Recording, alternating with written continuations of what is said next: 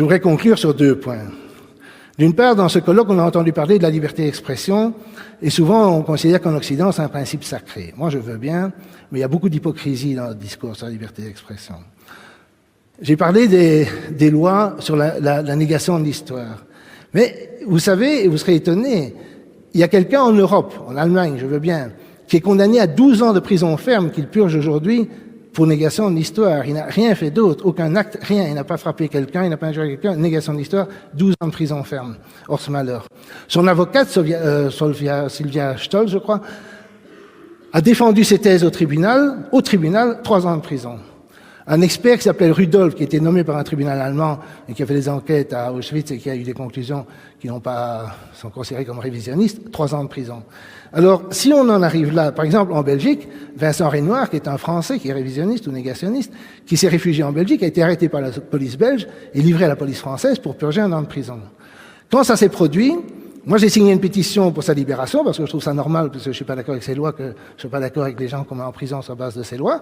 Et ce qui s'est passé, c'est qu'un séminaire dans un département de physique m'a été supprimé. On ne me l'a pas écrit, on me l'a dit au téléphone. Et donc, il y a une énorme hypocrisie quand on parle de liberté d'expression. Quand on me dit qu'il n'y a pas d'interdiction préalable en Belgique, quand Dieudonné est venu pour la dernière fois à Bruxelles, son spectacle a été vidé manu militari par la police, en plein spectacle. Alors qu'on ne me dise pas que c'est pas une interdiction préalable. Il n'y a même pas eu de poursuite par la suite. Pour le spectacle similaire qu'il avait fait à Liège.